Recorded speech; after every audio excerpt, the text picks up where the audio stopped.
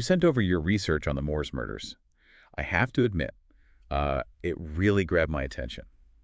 It's one of those cases that, well, it just stays with you. And today, we're going to kind of unpack all that, right? Yeah, it's a case that I think continues to fascinate and horrify, even decades later. Exactly. And I think what makes it so compelling, so fascinating, I guess, is that it's not just about, like, the brutality of the crimes. It's really about the individuals involved, right? Myra Hindley, in particular.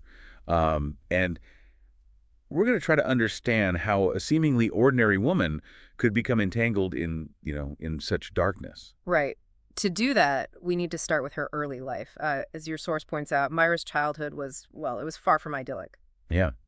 Yeah, no, it sounds like she really faced a difficult upbringing, a real cocktail of neglect and abuse. Her father was reportedly a violent alcoholic, and there are even, allegations of sexual abuse. So how do you think this early trauma might have shaped her later vulnerability? To someone like Ian Brady, I mean. Well, it's not uncommon. I mean, for individuals who've experienced early trauma to develop a deep-seated need for connection, and validation, they may be more susceptible to manipulation, particularly by someone who appears strong and in control. Okay.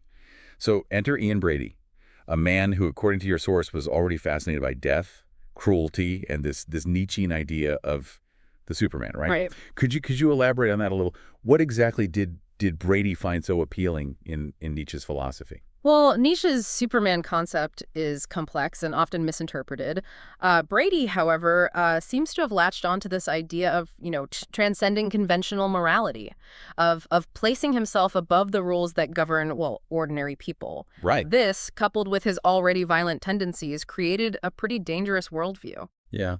That sounds like a recipe for disaster.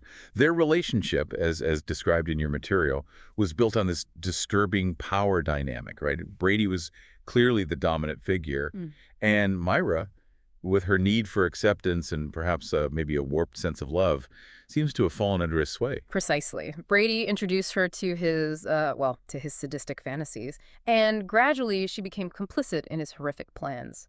I think it's important to note that this wasn't just a case of coercion, right? There's evidence to suggest that Myra, over time, kind of embraced the darkness, becoming an active participant in the planning and execution of these crimes. That's what makes this case so chilling, right? The idea that evil can be found in the most unexpected places, that someone who outwardly appears ordinary can harbor such darkness within. And then, of course, there are the victims. 5 young lives brutally cut short. Yes. The victims, Pauline Reed, John Kilbride, Keith Bennett, Leslie Ann Downey, and Edward Evans, each of their stories is heartbreaking, a testament to the horrific consequences of Brady and Hindley's shared depravity. Reading about the audio recording of Leslie Ann Downey's torture, as detailed in your research, is just, it's almost impossible to comprehend that level of cruelty. Yeah, the audio recording is perhaps one of the most disturbing pieces of evidence in this case. It reveals a level of sadism that is difficult to fathom. And for the families of the victims, the trauma is immeasurable. Especially in the case of Keith Bennett, whose body remained undiscovered for decades. His mother, Winnie Johnson, never gave up hope of finding him, spent her life searching for answers. It's a testament to the enduring power of a mother's love, even in the face of such unimaginable loss. The fact that they targeted children, the most vulnerable members of society, it adds another layer of horror to this already tragic tale. Shattered the illusion of safety, making parents question everything they thought they knew about protecting their children. Absolutely. The Moores murders tapped into these primal fears, creating a sense of unease that really rippled throughout society. And then there's the dramatic turn of events that led to their capture. It's almost like something out of a movie, Hindley's own brother-in-law, David Smith, witnessed the murder of Edward Evans and bravely reported it to the police. That was a pivotal moment. It was Smith's courage that brought an end to their reign of terror. Without him, who knows how many more victims there might have been. It's a chilling thought. And the evidence found at their home, photographs, the audio recording, those suitcases filled with gruesome mementos, it really sealed their fate. Speaking of their capture, the source material you provided mentioned that the trial was far from straightforward. Hindley's defense hinged on this idea that she was coerced, a pawn in Brady's game. But the prosecution argues she was a willing participant, even a manipulator in her own right.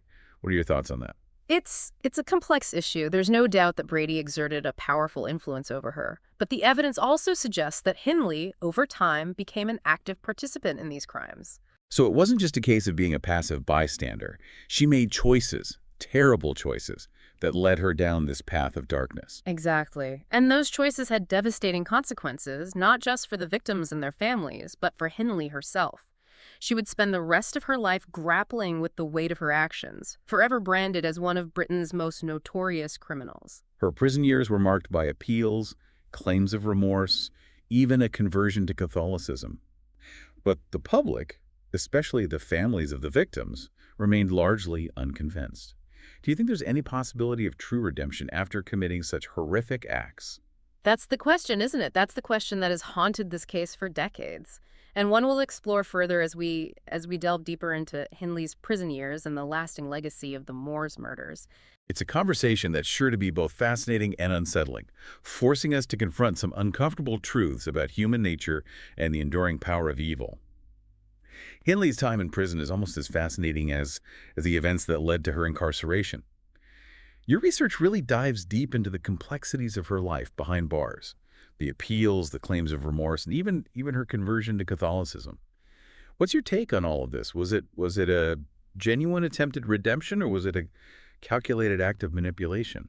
That's the million-dollar question, isn't it? It's impossible to know for certain what was going on in her mind. Some prison staff and even Lord Longford, the prison reform advocate, believe she was genuinely remorseful. They saw a woman who dedicated herself to study, reading and religious practice.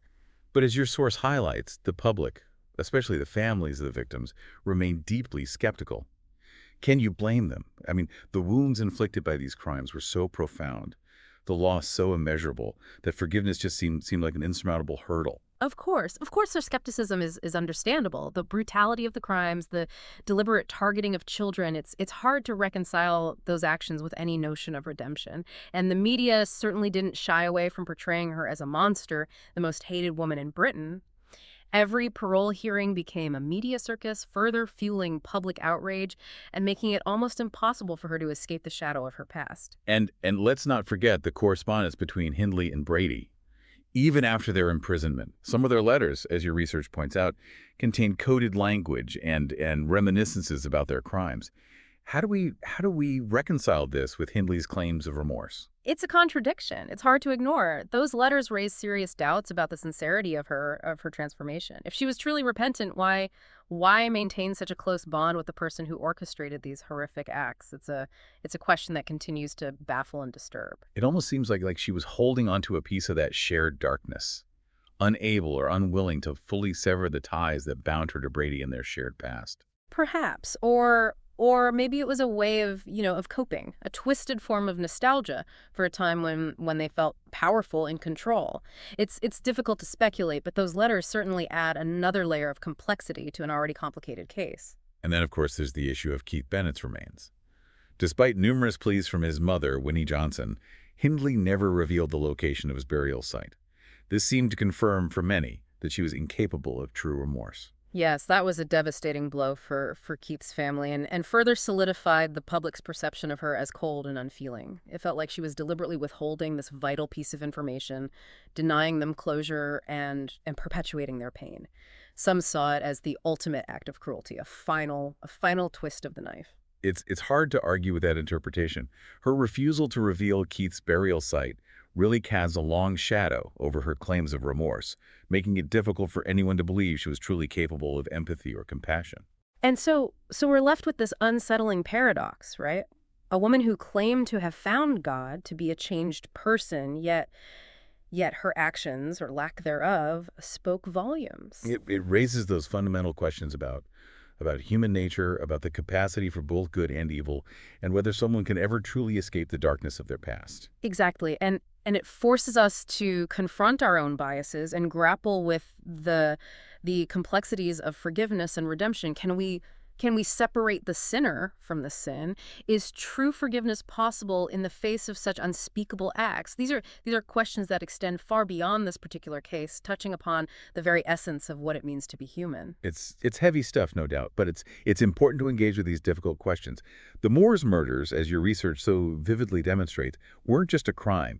They were a cultural wound, a collective trauma that forced society to confront its own vulnerabilities and the monsters that lurk in the shadows. Absolutely. This case exposed the dark underbelly of society, the cracks in the facade of normalcy. It challenged our assumptions about good and evil, forcing us to acknowledge that the line between them is often blurred, more permeable than we'd like to believe. Even after Hindley's death in 2002, the debate over her legacy continued.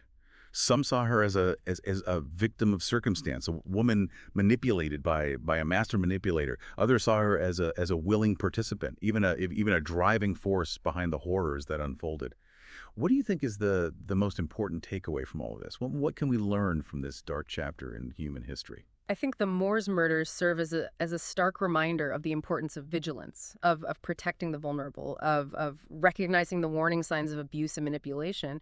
We must be willing to confront darkness, to shine a light on those hidden corners where evil can fester and grow. It's also a reminder of the enduring power of memory, the importance of honoring the victims and their families. Their stories must never be forgotten.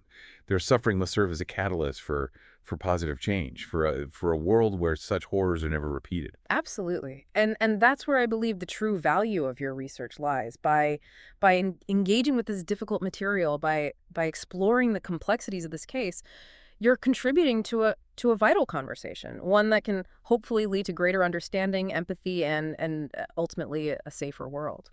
As we've been discussing Hindley's imprisonment and the public's reaction, it's clear that the Moors murders had a profound impact on British society. I mean, far beyond the immediate horrors of the crimes themselves. What are your thoughts on the broader cultural implications of this case? Well, it's fascinating how this case really became a cultural touchstone, right? A symbol of evil and a source of, I guess, enduring fascination. Part of it, as you pointed out in your research, is the setting itself, Right. the desolate beauty of Saddleworth Moor, this wild, unforgiving landscape that became inextricably linked to the crimes. The Moors almost became a character in this story, this haunting backdrop that amplified the sense of isolation and dread. Yeah, and the photographs taken by Brady and Hindley, some of which were included in the research you provided, often feature the Moors as a backdrop, Yeah. adding to the chilling nature of their crimes. It's like the landscape itself became a silent witness to their depravity. Exactly. Those images are deeply unsettling. They capture a sense of both intimacy and detachment, right? This chilling juxtaposition that makes them all the more disturbing. And then there's the fact that the perpetrators, especially Myra Hindley, challenged this stereotypical image of a monster. She looked like an ordinary young woman, which made her involvement all the more shocking and unsettling. Right, it shattered that illusion of safety. The idea that we can easily identify evil or predict who is capable of such acts.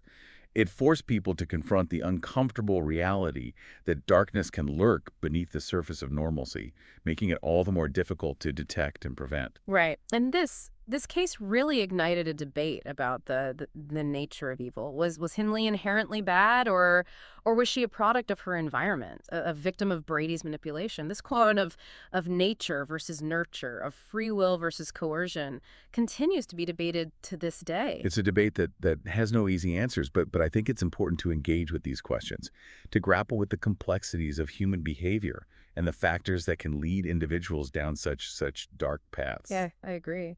And by exploring these complexities, as you've done in your research, we can hopefully gain a deeper understanding of how to prevent such tragedies in the future. There's also the question of how this case impacted the criminal justice system. Did it lead to any significant changes in how crimes against children are investigated and prosecuted? Certainly, the Moors murders really brought the issue of child protection to the forefront of public consciousness. There was a renewed focus on safeguarding children, and it led to some important reforms in law enforcement and social services.